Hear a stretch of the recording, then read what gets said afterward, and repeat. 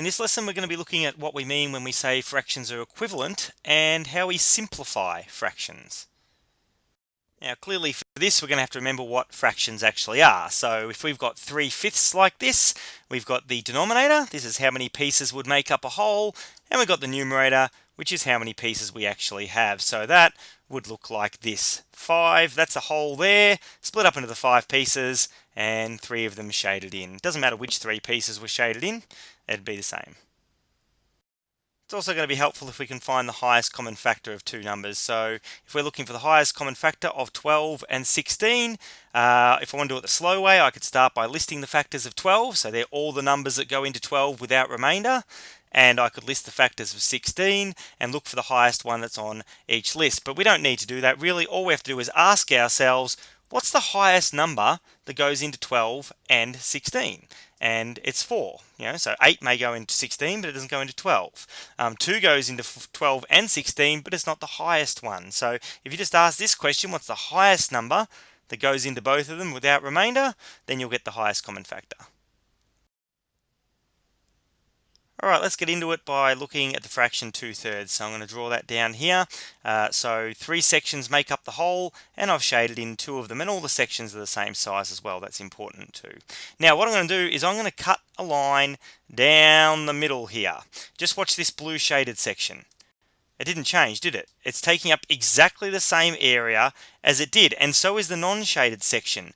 Neither of those areas changed, but notice now I've got 6 sections altogether, and 4 of them are shaded, and they're all still the same size. So that means that 2/3 must be the same as 4/6, because when I put that line down the middle and I made more sections, which meant more of them were shaded, it didn't actually change the area that was shaded.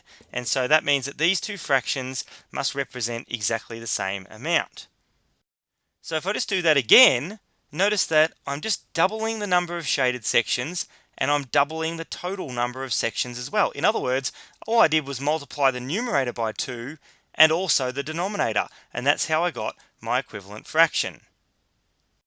The reverse works as well. If I start with 4/6, so I draw that here, and then this middle line, if I take that one out, then I end up with 2/3. And so really all I've done is I've divided the numerator by 2, and I've divided the denominator by 2, and I've got another fraction that's worth exactly the same amount.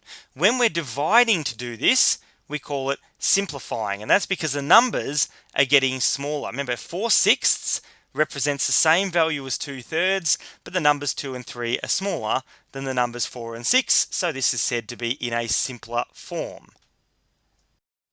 So if I multiply or divide the numerator and denominator by the same value, we get another fraction that's got the same one as the first one, and when dividing it's called simplifying. So if I start with 4/5 and I decide I'm going to times the 4 by 3 and the 5 by 3, I get another fraction that has the same value. If you drew this fraction, it would look the same as this one here, or even better, think about it with pizza. If you bought a pizza and it was cut into 5 sections and someone gave you 4, and then there was another pizza that was cut into 15 sections and someone gave you 12, you actually get exactly the same amount of pizza both times. That's what this means. And I could start with 4/5 again, but decide I'm going to times it by a different number. How about 5? And so 4 times 5 is 20, 5 times 5 is 25. Again, this number, this fraction here, has the same value as that one there. Once again, if you got the pizza and cut it into this, and you've got another pizza and cut it into that, then you actually get exactly the same amount of pizza both times. Even though this one's got more pieces, every single piece is a lot smaller because it had to be cut into 25 of them. So altogether, they'd add up to the same amount as the 4 pieces here.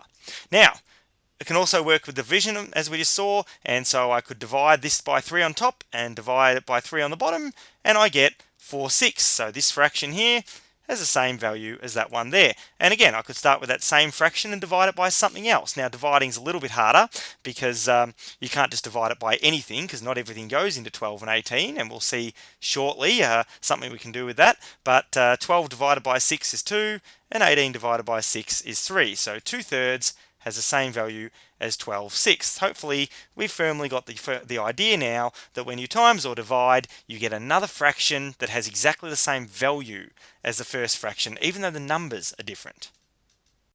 Now let's have a closer look at dividing here. So I'm going to start with 10 over 20, and I'm going to get an equivalent fraction by dividing the 10 by 2 and the 20 by 2.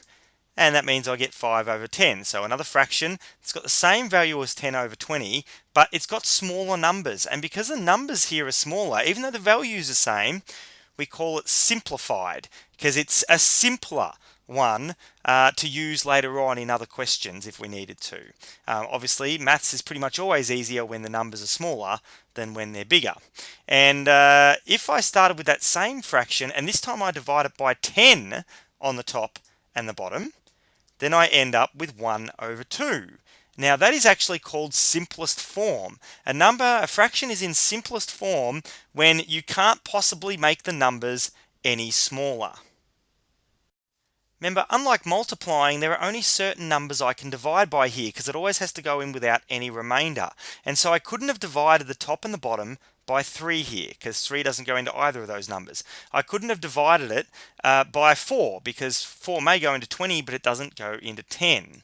And so what we're looking to do is we're looking to get to numbers that there's nothing else that goes into both of them. I simply can't divide 1 and 2 by anything because nothing goes into 1 and 2 except for 1, and you don't bother dividing anything by 1. It doesn't change anything. And so that's the goal. And in order to do that, notice on the top one here I divided it by 2. That only simplified it, whereas when I divided by 10 it got it in simplest form. So what I do is I look for the highest common factor of these two numbers. What's the highest thing that goes into 10 and 20? That's what I want to divide by, and that was 10 because 10 goes into 10 once and it goes into 20 twice. That's why this one went straight to simplest form. So when they can't get made any lower than they are now by dividing, it's called simplest form. And to go straight to simplest form, divide by the highest common factor of the numbers that you start with, the highest number that goes into both of them. Let's say I tried to do that but didn't quite get it right. I didn't realize that 10 was the highest common factor, and so I've divided by 2 instead, and I got to this. That's okay. All I've got to do now is look at my new fraction. What's the highest common factor of 5 and 10? If you can find something, you know it's not fully simplified. So does anything go into 5 and 10? And it does, doesn't it? It's 5. So if I now divide them both by 5, I end up at that simplest form that we had before. And so if you don't divide by the highest common factor, the highest number that goes into both of them first, it's not the end of the world. It's just not the end of the question either. You've got to keep going. And so every time you look at an answer when you're doing fractions, you got to look at it and go, is there anything else I could divide that by? Because if there is, you got to do it in order to get it into simplest form. So let's see how this can be used in some examples. And so the first one, we're going to find the missing value in this. So I'm going to start by writing down the question. I'm just going to use the little box here in order to show this is where I had to put the number, and you should do that as well when you're doing these questions. And so what I have to do is I have to work out what would go in the box. Well, my clue is here. 5 has turned into 20. How do you turn a 5 into 20? By multiplying. You got to times by 4, don't you? 5 times 4 is 20. So if I times the 5 by 4, that's what had to happen to the number on top as well, the 4. So what's 4 times 4? It's 16. So that's how I know what number goes in there. You don't have to write down the times by 4s. That's just how you work it out. You don't really need to write those on the page unless you want to. In the second example here, we have to write either an equal sign or a not equal sign between these two fractions. So let's start by writing them both down. And here's how we're going to do this. I'm going to go, right, 3's got to turn into 6. What would I times that by? I'd times it by 2. 10's got to turn into 19. What would I times that by? Well, I don't know, but I can tell you it's not 2 because 10 times 2 is 20. And so I know that these fractions aren't equal because if they were, if I times the 3 by 2 to get 6, I would have had to times the 10 by 2 to get that number. And since that's not the case, I can say they're not equal. If I had done that the other way around and started with the 10, as soon as I realize I can't turn 10 into 19, then I know they're not equal. You don't have to start off with one that works. So if I started with the one that doesn't work, I didn't have to try the second one. I know it doesn't work, and I just say they're not equal. And in the next one, we're going to have a go at getting something in simplest form. So we've got 8 over 12. Let's write it down. Now, what's the highest number that goes into 8 and 12? And it's 4, because 4 2s are 8, 4 3s are 12. So I'm going to divide them both by 4, and that means I end up with 2 over 3. Don't need to write these green ones down. That's fine. You can just go question equals the answer. Now, let's say I got that wrong. So I started with 8 over 12. Let's say I didn't realize it was 4. Let's say I thought it was 2. And so I divide them both by 2. That gets me 4 over 6. Remember, have another look at your final answer. Does anything go into 4 and 6? And you see hopefully that it does. 2 goes into 4 and 6. So if you divided them both by 2, you would end up right back here at 2 over 3. So you'd get there eventually. So let's have a go at some practice questions for that.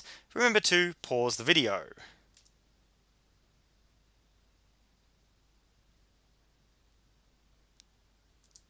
And there's our solutions with those ones. No working really, is it? Just making sure the question's written down and writing down the answers. In the first one, I wrote down the question, and I noticed that this was my clue here. 2 had to turn into 6, and that's times 3. So that means 7's got to be times by 3 as well, which is why that is 21. In the second one, I compared the top two. 4, how does it turn into 20? I times it by 5. What about 5? Can I turn that into 25? Yes, I can times it by 5. I times by 5 on the top and on the bottom. That means that these two fractions have the same value. They are equal. And in the last one, there was 9 over 18. I thought to myself, what's the biggest number that goes into 9 and 18? I thought for a moment it might be 3, but then I realized 9 goes into 9, and it also goes into 18, which means that I could divide them both by 9. So 9 divided by 9 is 1, 18 divided by 2, by 9 is 2. And if I had have divided it by 3, then as long as I didn't stop, as long as I ended up with 1 over 2, even if it took me a few, an extra step, then that would have been okay as well.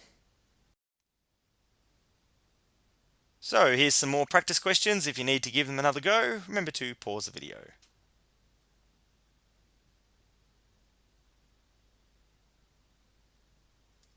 And there's the solutions to those ones. And that's now the end of this lesson.